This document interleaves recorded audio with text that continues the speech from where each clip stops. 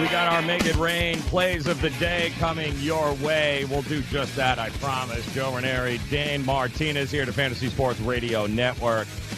A couple of systems that I want to talk about here quick, but I do want to point something out that happened in that Miami Heat game last night, which will give our viewers and our listeners a kind of peek. You've heard us talk about it before here on the show, second half betting, and how second half betting is a completely different animal than the full game betting.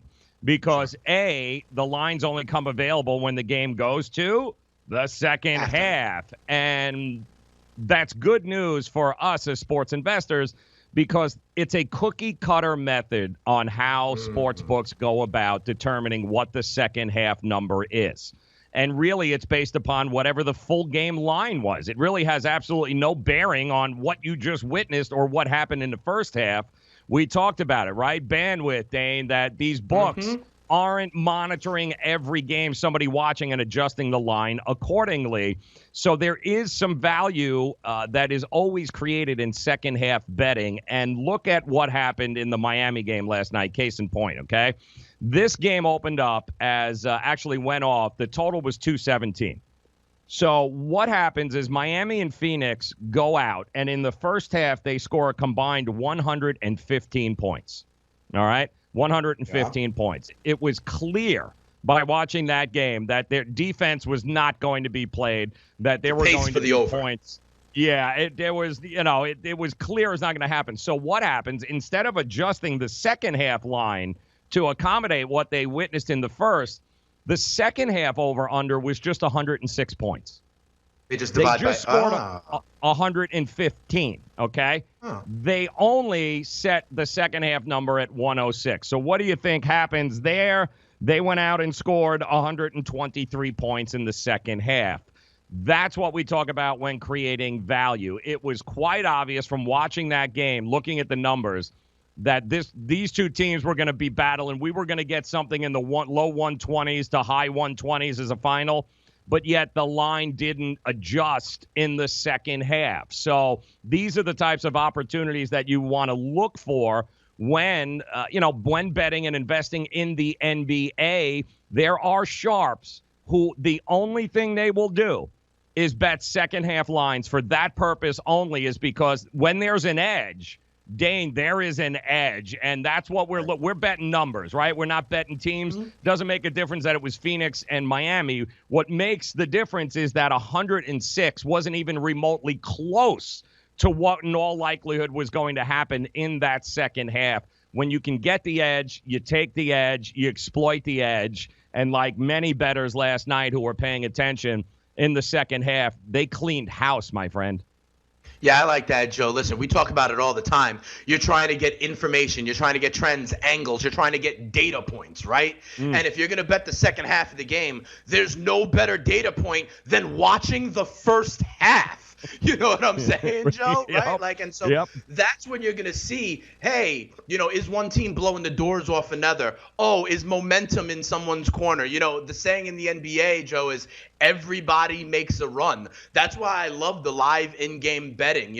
When it comes to the NBA, when a team is about to make a run. When momentum's coming in. When they decide to put, LeBron, for example, on the bench, or whatever it is. There's no better insight than watching the first half to understand kind of the flow and what's going to happen in the second half. So I think that's a great angle, Joe. And it was, it's something to pay attention to because we're so trained to go, full game lines, overs, unders, totals. Right. Yeah, but if you're paying attention, what you're going to see is that the second half lines, when they come out, and they're only available for about 8 to 10 minutes there during the halftime, what you'll notice is that some of these games, some of these lines are not adjusting accordingly. That was a prime example last night. And there was another system that I put into play last night to see. What's that? So, because you only got like 8 minutes to hang that line, right? That's correct. And so, do you see, generally speaking, we were talking about in the Super Bowl how there were like 12 books in Vegas and they were all within half a point. Do you see a wider variance in these second half lines and totals? Because all these books got to just go with it within like 8 minutes and hang something? And is there more chance that there's varying numbers, or do they all just nail it the same within 8 minutes? Everything is in their cookie cutter method of coming up with the second formula, half. right? Like cutting it in half kind of thing. It has everything to do with the full line. So the full line in this game was 117, was 217. They had already scored 115 in the first half. Right. So all they did is they plopped a number of 106 down, which was, would have put them at 220, 221 total. This game wasn't going to come even remotely close to that. So there really isn't any adjustment in the second half outside of the adjustment for how many points did they score in the first half? What was the full game total?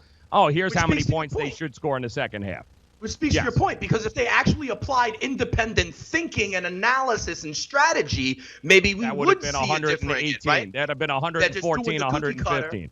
Right. They're just applying the cookie cutter formula to it because they don't have time. I think that's actually evidence that they're not applying the same thought and research and data in that window of like 8 minutes to hang your second half lines.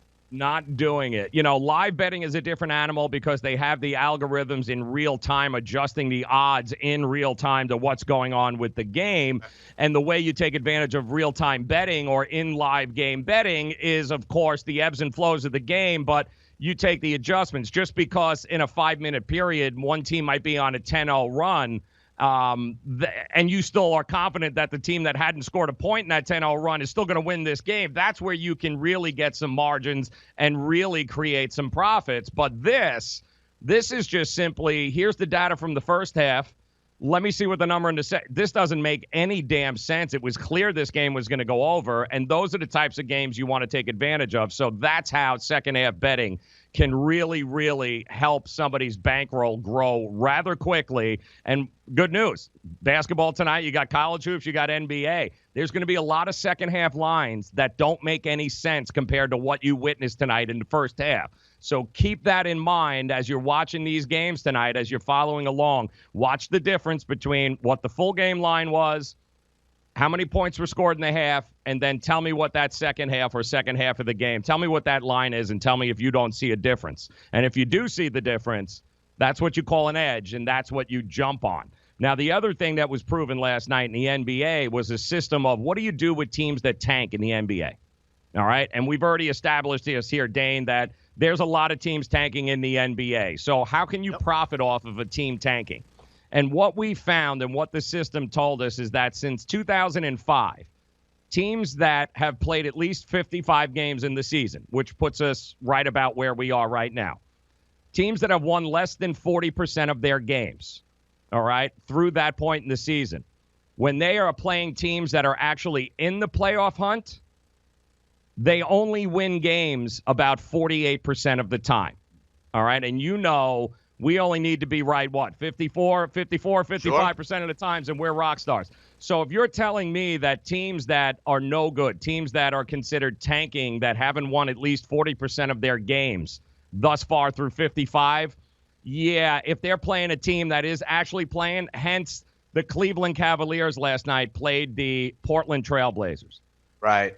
Cleveland was at home. Tanking team at home. Hasn't won 40% of their games. Playing a team that is obviously trying their best to get a home game in the playoffs, somebody that's obviously much better.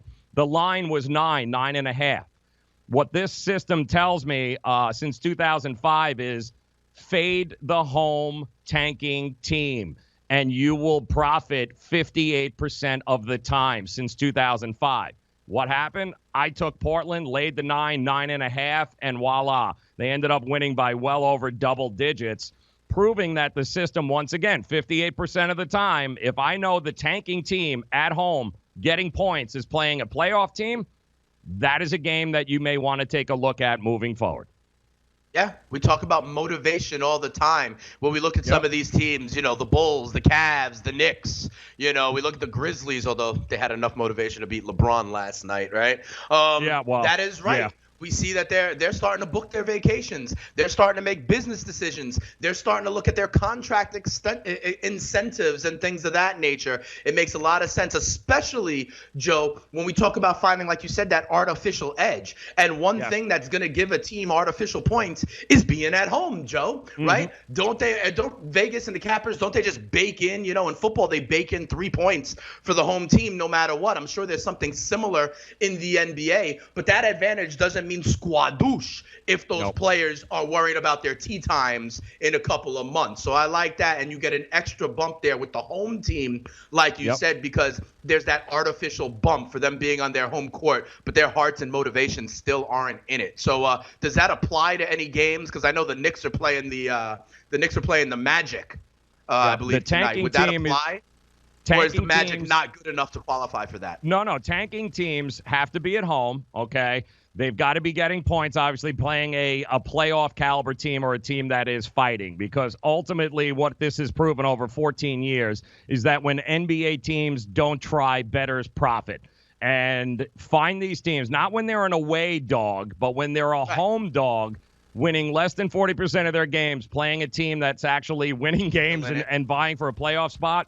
Fade that home dog, all right? Fade that team. Do it. Look at those games from here on out in the NBA to the end of the season. The last 20-some-odd games, you might just find yourself profiting 58% of the time. And, oh, yeah, by the way, what happens when you win 58% of the time? Ching! That's right. Ching, get that baby. cash.